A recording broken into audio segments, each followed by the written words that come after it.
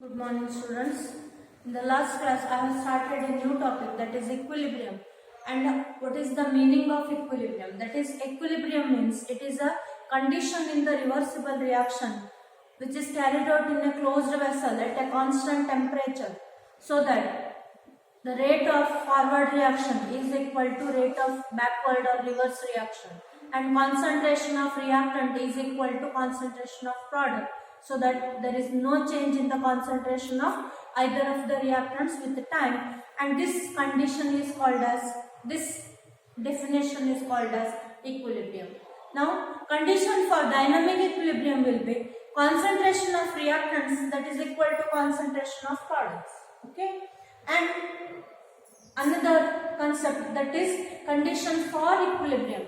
So in order to carry out the equilibrium process, we need to have the conditions, that is, it is carried out in a reversible reaction, it is carried out in a closed vessel, and it is carried out in a constant temperature.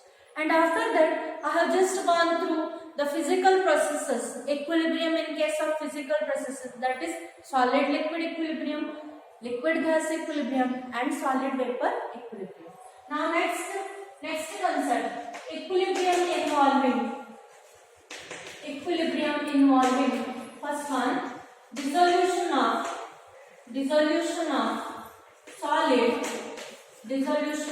solid in a liquid,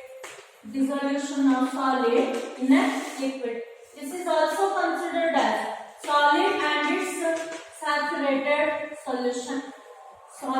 its saturated solution. So before going for the dissolution of solid in a liquid, I want to tell you about the solubility.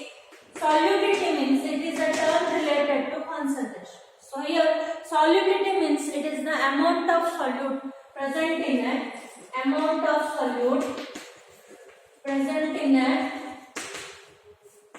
or dissolved in a given quantity of solvent. Amount of solute present in a given quantity of solvent at a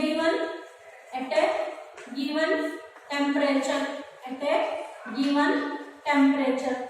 So here, in order to define the concentration, we need not define the word concentration, temperature, okay? But in order to define a word solubility, we define or we mention the term that is constant at a given or constant temperature.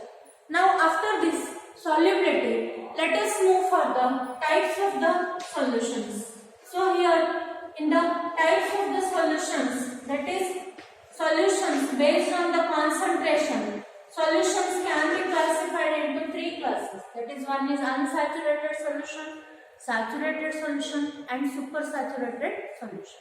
So in the unsaturated solution, solute quantity will be very less compared to solvent quantity. Okay, and in the supersaturated solution, solute quantity will be very more or very high than that of the solvent quantity. Now we will move towards saturated solution. So saturated solution is a solution containing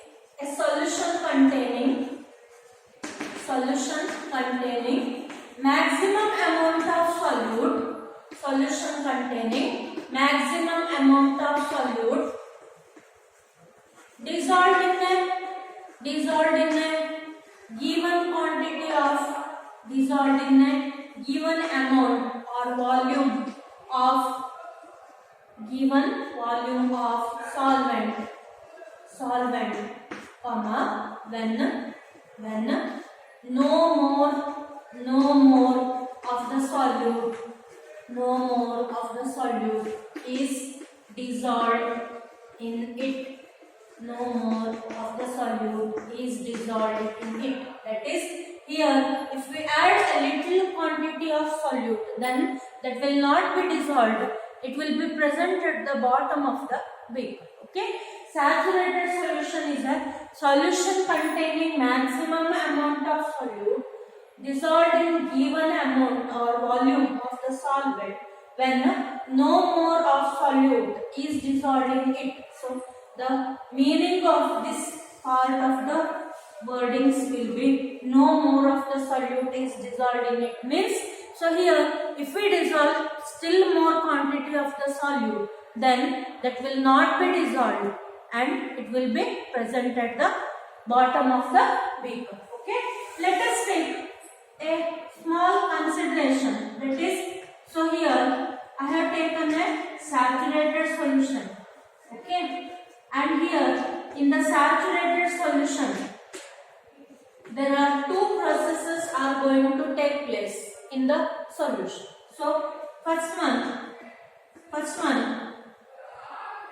the particles in the solid phase, that is particles at the solid will move towards solution.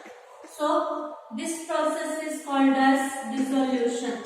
That means if we dissolve the solid in a solution, then the first process occurring will be solid particles become smaller particles and they go into the solution in the form of solution. Okay, they go into the liquid in the form of solution. So this process is called dissolution, that is solid to solution, and this part is dissolution. And here another process taking place, solution, that is solid from the solution will be converting to solid at the bottom. So here in this solid from the solution just aggregates each other, that is concentrated particles present in the solution will aggregate each other or aggregate at one another and they will settle at the bottom of the solid, and this process is called crystallization. So here in this saturated solution there are two processes, that is dissolution and crystallization are taking place at the same rate. Okay, so that there will be dynamic equilibrium. Dynamic equilibrium is created in a saturated solution. So what is the meaning of dynamic equilibrium? That is number of particles passing from solid to solution. Number of particles passing from solid to solution, that is dissolution, rate of dissolution, is equal to number of particles passing from solution to solid. Okay, crystallization.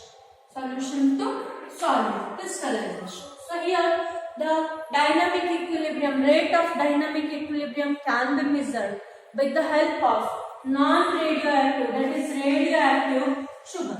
Okay, by placing radioactive sugar in this saturated solution. So here this saturated solution of sugar, I have prepared a sugar solution, thick sugar solution at a higher temperature, and I have just made a saturated solution. In this saturated solution this process will be occurring. Now this solid saturated solution of sugar, is generally non-radioactive in nature. If a drop of radioactive sugar is placed in this saturated solution, that is saturated sugar solution, then after some time radioactivity is observed in both solution as well as in the solid. So that this ratio, that is ratio of radioactive sugar to non-radioactive sugar, increases till it reaches a constant value. So by this, with the help of this small experiment, we can just confirm the presence of dynamic equilibrium in the saturated solution. Okay, so here this dissolution of solid in liquid is going to end. Here in the dissolution process, that is dissolution of solid in liquid, that is solid and its saturated solution, here concentration of solute or solubility solubility will remain constant at a given temperature. So okay, so here in the dissolution of solid in a liquid or solid and its saturated solution, so the quantity which is remaining constant, the parameter which is remaining constant is nothing but concentration of solute or solubility remains constant at a given temperature. If you increase the temperature, then solubility also increases. Now next part, second one, dissolution of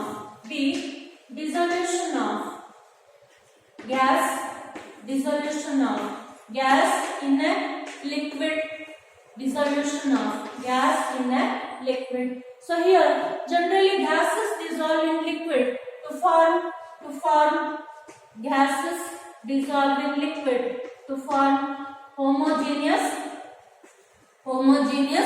solutions. Okay, so here the solubility of or dissolution of gas in a liquid depends on four factors. First one is nature of the gas. So gas may be less soluble or more soluble. Gas may be less soluble or more soluble. So more soluble gases will be dissolving to a more extent, and less soluble gases will be dissolving to a lesser extent. Then second one, nature of the solvent or liquid. So here we can take the polar and non-polar solvents. In case of polar solvents, solubility will be more, and in case of non-polar solvents, solubility will be less. And third one, temperature. So here, if we increase the temperature, then solubility of this gas in liquid decreases. And fourth one, pressure of the gas above the solution. Pressure of the gas above the solution. So here in this for your syllabus, last quantity, that is pressure of the gas above the solution, is that. So that can be explained effect of pressure on solubility of gas in liquid. For this we can take the example of soda water and how this is filled. Soda water is nothing but it is aerated water, that is water containing carbon dioxide dissolved in it. Okay, soda water is nothing but aerated water. It is also called as aerated water, or it is a solution having carbon dioxide dissolved in water. So how will be the setup of this aerated water? So if this is the bottle, okay, this is the water. Then here after closing, or carbon dioxide gas will be passed into the water. Here carbon dioxide gas will be passed into the water at a sufficient high pressure. That is soda water bottle is sealed at high pressure and low temperature, so that it is in a chilled condition. So in ಮಾಡ್ತಾರೆ ಹೇಳಿ ನೋಡೋಣ, water ಅನ್ನ bottle containing water. So here ಸ್ವಲ್ಪ ಜಾಗ ಬಿಟ್ಟಿರಬೇಕು. ಇದರಲ್ಲಿ water containing bottle containing water is placed in a low temperature ice bath, so that it is chilled, and by applying sufficient amount of high pressure, so that the carbon dioxide gas will be dissolved in the bottle. So that maximum at this condition there will be maximum amount of carbon dioxide will be dissolved in water. Okay, maximum amount of carbon dioxide will be dissolved in water. So now here solubility of carbon dioxide is more, so that as the pressure is very high, maximum quantity of carbon dioxide is present in the water. Now if we open the bottle, that is at the room temperature or atmospheric conditions. What are the atmospheric conditions? So here atmospheric condition is less than this pressure and temperature is more than this temperature. Okay. And the bottle is opened at the atmospheric condition, that is pressure less than this pressure and temperature more than this temperature. So here the undissolved part of the carbon dioxide will fizzes out of the bottle, and it will fizz till there is a new equilibrium created between the system. Here at a high pressure and low temperature, there will be equilibrium created between the system, that is CO2 gaseous in equilibrium with CO2 solution. Okay, so now if we open the bottle at atmospheric conditions, what are the atmospheric conditions? The pressure lower than this value and temperature higher than this value. Under this new conditions, the carbon dioxide, undissolved carbon dioxide will be fizzes out. And then bottle open ಮಾಡಿದ ತಕ್ಷಣ ಏನಾಗುತ್ತೆ ಹೇಳಿ, carbon dioxide ಹೊರಗೆ ಬರಲಿಕ್ಕೆ start ಆಗ್ತದೆ. ಅದು ಎಲ್ಲಿವರೆಗೆ ಹೊರಗೆ ಬರ್ತದೆ ಅಂತ ಹೇಳಿದ್ರೆ, there will be new equilibrium created in the system. So ಮತ್ತೆ ಹೊಸ ಇಕ್ವಿಲಿಬ್ರಿಯಂ ಒಂದು ಸೆಟ್ ಆಗುತ್ತಂತ, ಅಂದ್ರೆ ಗ್ಯಾಸ್ ಮತ್ತೆ ಸೊಲ್ಯೂಷನ್ ನಲ್ಲಿ number of particles passing same ಆಗುತ್ತಂತ ಈ ಫಿಜ್ಜಿಂಗ್ ಪ್ರೋಸೆಸ್ ಸ್ಟಾರ್ಟ್ ಆಗುತ್ತೆ. So if you open the bottle for a long time, open it, then the bottle becomes flat. Okay, bottle becomes flat. ಅಂದ್ರೆ ಆದಷ್ಟು ಏನಾಗುತ್ತೆ ಹೇಳಿ, ಅಷ್ಟು ಕಾರ್ಬನ್ ಡೈಆಕ್ಸೈಡ್ ಅದರೊಳಗೆ ಇದ್ದಿದ್ದು ಹೊರಗೆ ಹೋಗುತ್ತೆ. As it is A open system ನಲ್ಲಿ ಪ್ರೆಷರ್ ಅನ್ನುವಂತ ವರ್ಡ್ ಇರುವುದಿಲ್ಲ. ಹಾಗಾಗಿ ಆದಷ್ಟು ಬಾಟಲ್ ಅನ್ನ ನಾವು ಜಾಸ್ತಿ ಹೊತ್ತು ಓಪನ್ ಇಟ್ವಿ ಅಂತಂದ್ರೆ carbon dioxide present in the water just comes out in the form of fizz and the bottle becomes flat. ಈ ಅಬ್ಸರ್ವೇಷನ್ ಏನಿದೆ, ಈ ಎಕ್ಸ್ಪೆರಿಮೆಂಟ್ ಅನ್ನ ಸ್ಟಡಿ ಮಾಡಿದ್ದು ಹೆನ್ರಿ ಅನ್ನುವಂತಹ scientist, and he gave a law just related to the effect of pressure on solubility of liquid. The law states that, Henry's law states that, so definition of Henry's law I will give you. Definition of Henry's law. Definition of Henry's law.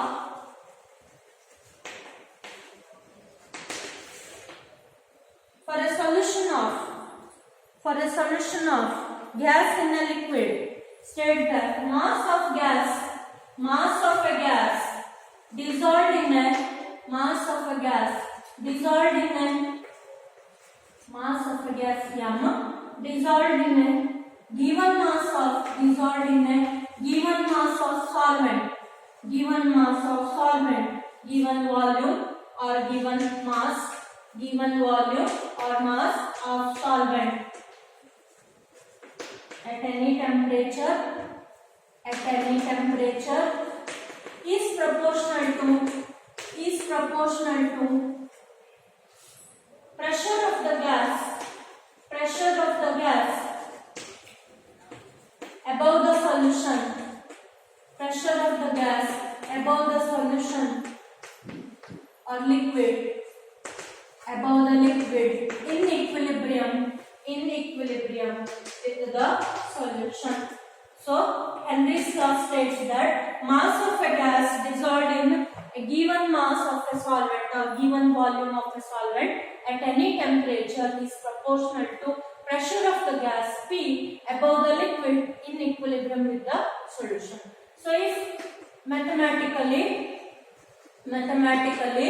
the law can be written as, if m is the mass of the gas dissolved in a given mass of the solvent and P is the pressure of the gas, then m proportional to P or m is equal to K into P. This is the format of m by P is equal to constant. So here in case of m, that is mass of the gas dissolved in a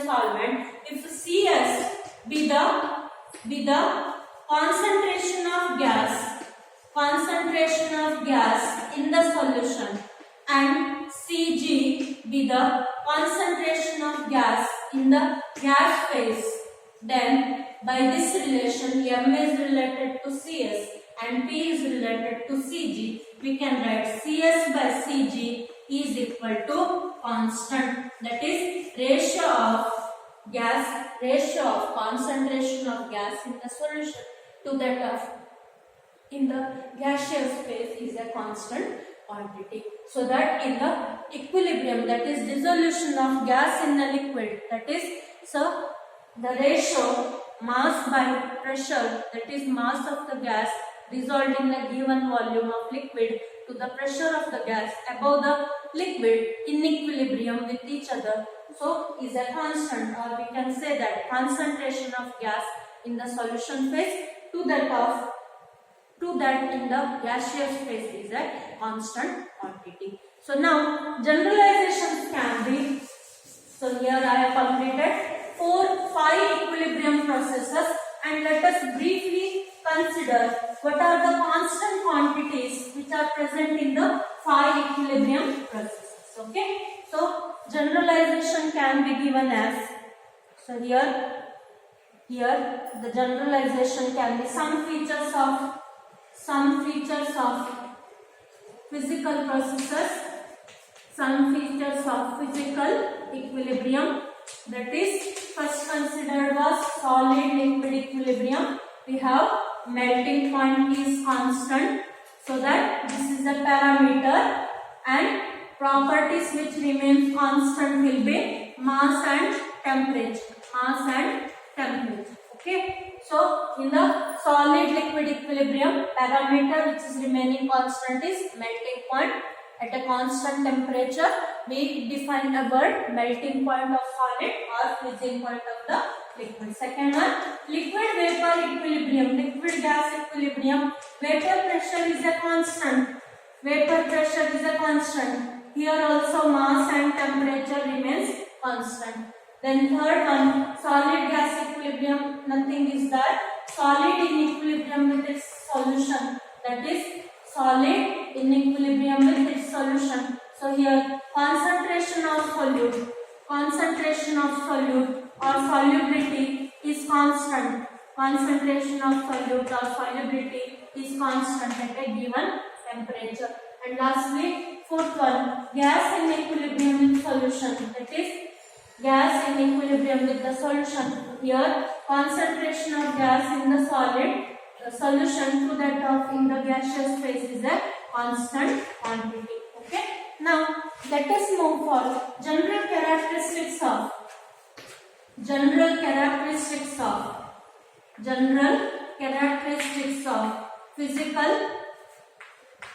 physical processes. General characteristics of physical equilibrium process. General characteristics of equilibrium process. So here there are, this is important and they asked for 3 marks. Okay. So first one, equilibrium is possible. Equilibrium is possible in a reversible reaction. At a constant temperature and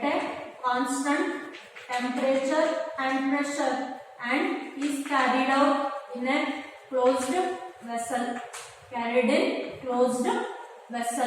So this is the first generalization or characteristic feature of physical equilibrium process, that is equilibrium is possible in a reversible reaction at a constant temperature and pressure and is carried out in a closed vessel. Now second one, both the opposing processes, second property or second characteristic, both the opposing processes, which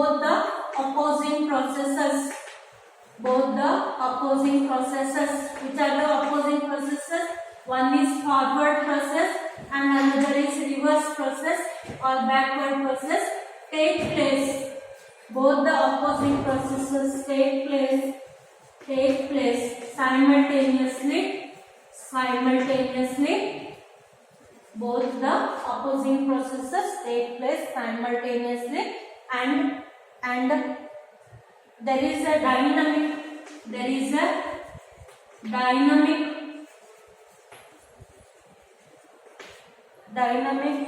but a stable condition,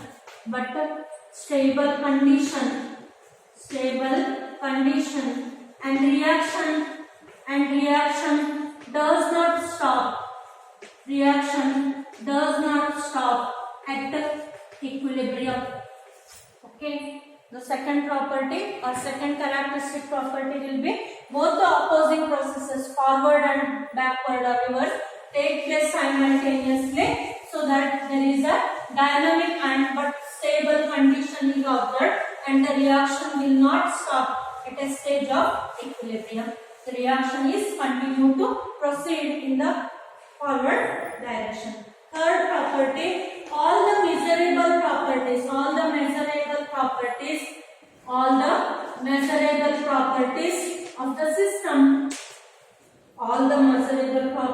of the system, are remain constant, like mass, temperature, etc.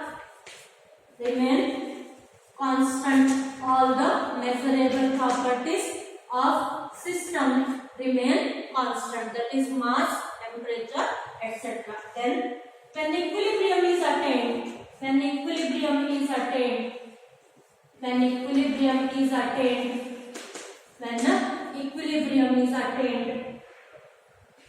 it is characterized by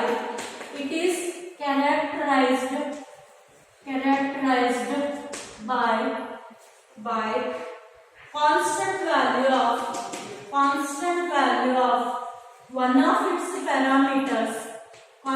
value of one of its parameters. Say parameters may be boiling melting point, vapor pressure, then solubility, etc. Okay, so one of the parameter will remain at a given temperature. Fourth property, when an equilibrium is attained, it is characterized by constant value of one of its parameters, like melting point, boiling point, vapor pressure, solubility, etc. at a given temperature. Fifth property, the temperature and pressure of the system, remains constant. Temperature and pressure of the system remains constant at equilibrium state. Any change in temperature or pressure will change the position of equilibrium. So fifth property will be temperature and pressure of the system remains constant at equilibrium state. Any change in temperature or pressure will change the position of equilibrium. Lastly, each equilibrium is characterized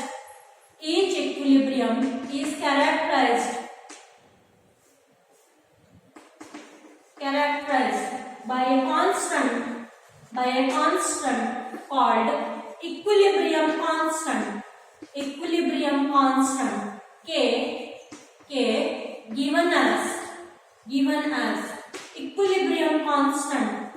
equilibrium constant K is equal to concentration of products divided by concentration of reactants at a stage of equilibrium. So here, and it indicates direction and extent of process.